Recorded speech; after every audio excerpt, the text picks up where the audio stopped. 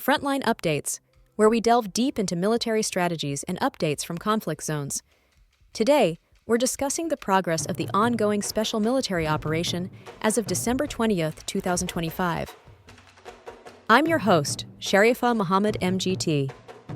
I'm Colonel A.C. Oguntoye, an infantry officer.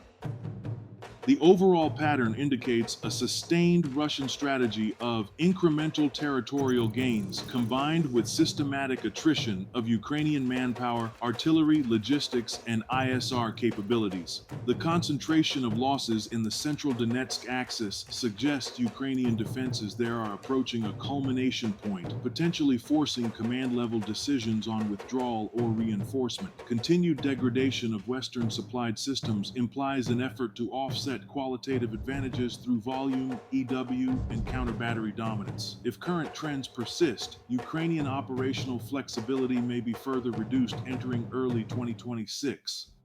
Welcome to Frontline Updates, the podcast that brings you in-depth insights into military operations from those leading them on the ground.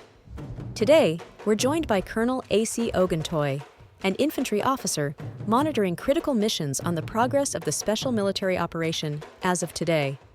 Colonel Oguntoye, thank you for being with us. Thank you. It's good to be here. Colonel Oguntoye, let's start with the big picture. When you look across all fronts today, what stands out most about the current phase of operations? What stands out is the coherence of effort across multiple axes. This is not a series of isolated engagements. It's a synchronized campaign that blends maneuver, fires, and deep strikes. The objective is twofold: achieve incremental territorial gains where conditions are favorable, and simultaneously impose sustained attrition on Ukrainian manpower, artillery, logistics, and command systems. When you see pressure applied everywhere at once, it limits the enemy's ability to reinforce or reconstitute combat power. The North saw the liberation of Vysokoye. Operationally, why is that significant? Vysokoye is less about the settlement itself and more about positional leverage. In northern operations, terrain and lines of communication matter enormously. By taking that position and degrading Ukrainian Ranger and territorial defense brigades, Russian forces are shaping the battle space, disrupting logistics nodes and forcing Ukrainian commanders to defend a broader frontage with fewer resources. The destruction of ammunition depots and electronic warfare assets suggests a deliberate effort to blind and starve those formations rather than simply push them back. The West appears focused on improving positions rather than dramatic breakthroughs. Is that deliberate? Yes, this is classic positional warfare with an attritional logic, improving the front line while destroying artillery, particularly Western-supplied systems like the Paladin, reduces the enemy's long-term fire capability. The emphasis here is counter-battery dominance and logistics interdiction. Over time, this kind of pressure forces withdrawals without the need for costly frontal assaults. What does occupying more advantageous lines really mean in practical terms? It means seizing terrain that improves observation, fire control, and defensive depth. In Donetsk, even small elevation changes or road junctions can decide whether artillery and drones are effective. Destroying counter-battery radars like the ANTPQ-48 shows a doctrinal focus on winning the sensor fight. Once the enemy can't see or respond effectively, maneuver becomes far less risky. Losses here were the heaviest. Why is the center the focal point?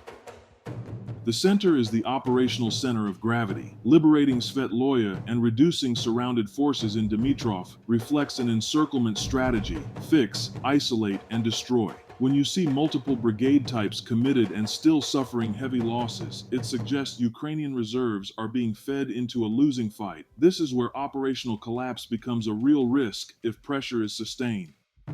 Advances of the East group of forces seem steady but measured. What's the intent? The intent is depth penetration without overextension. Advancing into prepared defenses forces the enemy to commit reserves while preventing them from reinforcing Donetsk. It's about fixing forces in place and eroding combat power, not racing for territory. The Dnipro sector appears more attritional than maneuver-focused. Correct. Here, the priority is logistics destruction, fuel, ammunition, electronic warfare. This is shaping the operational rear. Without fuel and secure communications, even intact units become ineffective. Finally, what role are air defense and long-range fires playing right now?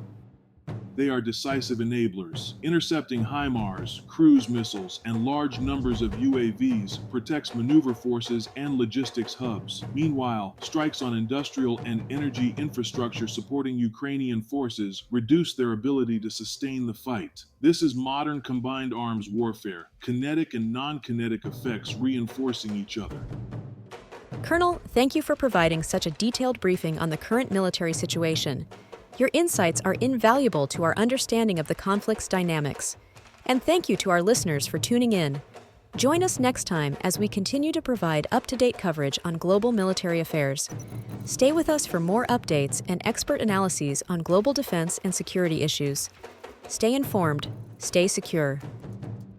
Thank you for the opportunity. I want to emphasize that tactically, Russian forces are demonstrating disciplined combined arms execution, prioritizing sensor denial, logistics destruction, and gradual positional gains. Strategically, the cumulative effect is a narrowing of Ukrainian operational choices, particularly in central Donetsk. If current trends persist, the Ukrainian command may face difficult decisions about force preservation versus territorial defense as 2026 approaches. This has been Frontline Updates. Subscribe for daily military briefings and in-depth strategic analysis. Visit our platform for maps, transcripts, and exclusive Frontline updates from commanders in theater.